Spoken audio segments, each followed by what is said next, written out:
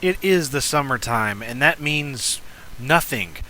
I have, however, found quite a few PC games recently on my excursions out to random places such as Goodwill and flea markets, and ran across this freak. Hurl. Hilarious, non-violent 3D action game. It was rated all by the RSAC, made in 1995 by Deep River Publishing and Millennium Media Group. Grab your water balloons and head into the trash-filled world of Hurl, a hilarious 3D cartoon game that will have your heart pounding and your sides splitting. The only thing that gets hurt in this game is your pride. You're a squeaky clean secret agent hot on the trail of Bob the Slob and his hardcore union of radical litterbugs. Hurl has stolen the world's supply of underwear.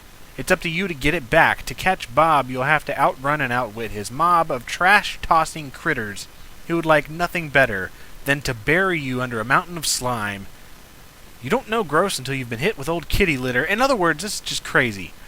I had to get this as soon as I saw these descriptions. Take a bite out of grime.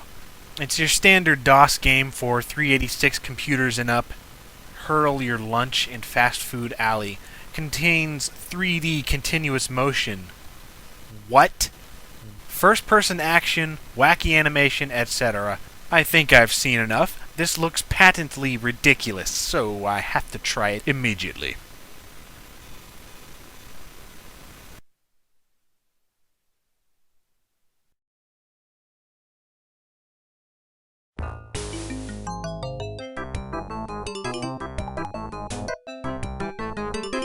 So it has ad-lib sound, which is a good thing. I am a huge fan of anything with ad-lib music. Not too much for credits, but... We're counting on you, mate, to clean up the slob zone and capture Bob the Slob. I'd like to help you do it, but I've got to stay here and shampoo me kangaroo. Good luck, mate. Okay, that's the first sign of trouble. The worst Australian I have ever seen. Or most importantly, heard. Here we have a list of the random things you'll come across. Creatures and forces of nature, as well as the different items you will come across in the game, and the very simple standard controls, spacebar to open doors, alt to shoot, etc.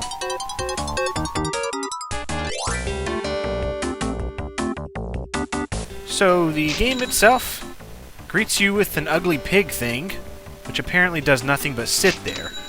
It seems all you really need to do first is get used to the handling. This has to be the worst handling first-person shooter I have ever played. In my previous review, Depth Dwellers, it took you forever to turn around. Well, this one turns you around completely in about a split second. So it makes aiming or moving, just everything, completely awkward, way too fast. Once you get over that little bit, it seems the entire point of the game is to go around and kill creatures such as evil ducks with ties, and also to pick up the random bits of trash, which you can then convert into money. I read that this game is one to teach kids great values. Well, all I'm learning so far is that walking is a chore, ducks are evil, pigs are brain-dead morons, going around and picking up all sorts of random trash out of alleyways is fine, as long as you go and convert it into money or weapons later on. And showering in public is perfectly acceptable, but we'll get to that later. There's trash all over the place left by this Bob the Slob's minions. Apparently they're OCD minions, because everything is laid out in a nice little evenly spaced line of trash. When you go to the trade for trash, you can buy 3 different types of weapons: water balloons, soap, and deodorant. I can only imagine how effective this would be in real life, throwing deodorant and soap pieces at like dirty hippies on the side of the road, homeless people, and, well, you get the idea.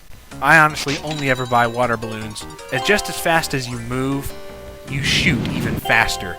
So you run out of your ammo pretty much as soon as you press the button. The pigs serve no purpose other than to get in the way and look stupid. You can shoot them with a single water balloon and they'll fly away, which is made of total rad, by the way. The game is your simple find the key, find the exit, shoot bad things along the way, get a few things to restore your health along the way. There's a very high degree of random occurrences in this game, such as this payphone, which does nothing. You'll never catch me, says dude. I'm too slippery. Although I have to give it points for interactivity. You also have showers, which you can use if you get dirty. This is the only game that I can think of you can actually use a shower and shower off. At least in this kind of a game. I know you can do it in The Sims. The aiming is absolutely horrendous. You can't really shoot anything, and then you end up dying because everything hits you from about 100 directions at once. Sometimes you just shoot straight through things, sometimes you can't shoot at all. Once you get all the keys, you'll find where to go, and then you get to the exit.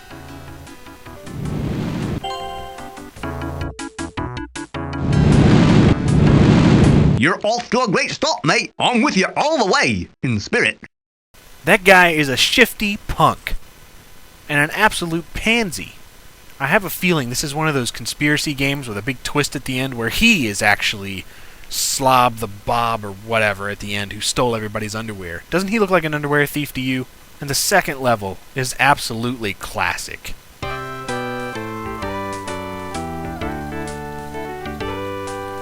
Yeah, it's a trailer park, complete with twangy country western music. This has to be one of the few trailer parks in a game, other than maybe Postal and Redneck Rampage that come to mind. You can go inside pretty much all of them. It's also one of the very few games with working toilets, which do restore your health, which I have to give it extreme props for that. And again, I can't stress how bad the controls are. I tried this on multiple computers with different speeds, and it's a challenge just to get to the door. You end up sliding left and right past it, or it closes before you can get to it because it's so bad. Otherwise, I really would kind of enjoy this game. I actually like this game. I don't know what it is about it. Maybe it's just its strange colors and its weird ideas, but it has character. You cannot deny that. And its quirkiness is just awesome. So, I'm not sure that I would recommend it. But if you like old school first-person shooters, I would say why not? It was also released as Slob Zone 3D a little bit later on, so that's something to keep in mind. You can find either version not too difficultly. And every level is very much distinguishable from the last. So, it doesn't really get boring. Geared towards kids, it's pretty simple to play, and there's only one boss at the very end of the game, which is Bob the Slob, so you don't really have to worry about that at all. So it's purely an old-school first-person shooter experience. So if you like that, I'd say why not give it a try. It will probably be about the weirdest game you will ever play in this genre.